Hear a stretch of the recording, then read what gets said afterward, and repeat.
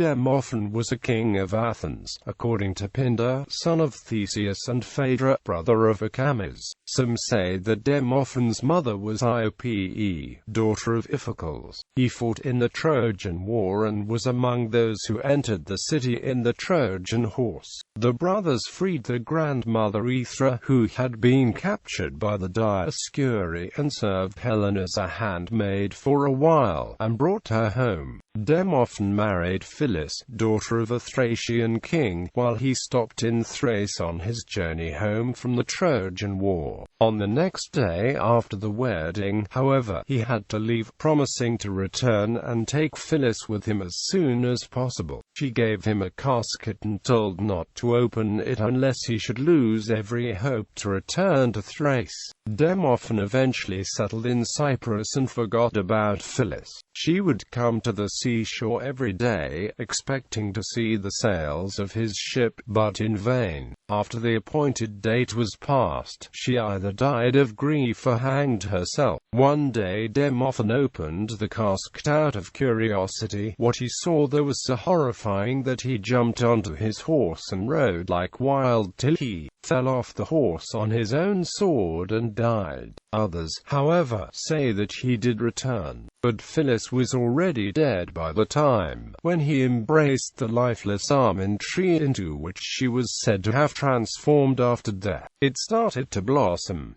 Not all sources, however, accepted the tradition of Demophon's death in Cyprus.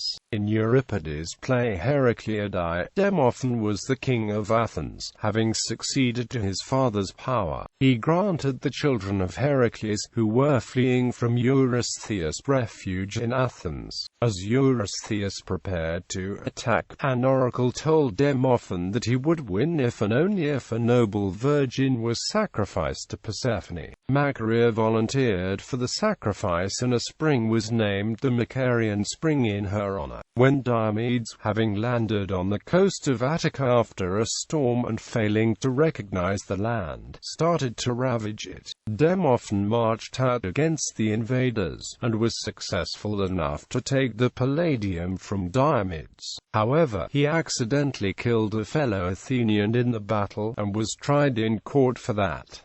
Demophon had a son, Oxyntes. Lucian relates the story concerning Phyllis not of Demophon, but of his brother Acamas, probably because the character of his work was supposed to be ignorant and to have confounded the two brothers. Tzetzes repeats the mistake. Acamas is better known for having been loved by Laodice, daughter of Priam.